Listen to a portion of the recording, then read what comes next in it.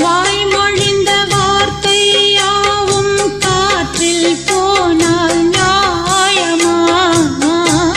பாய் விரித்து பாவை பார்த்த காதல் இன்பம் மாயமா?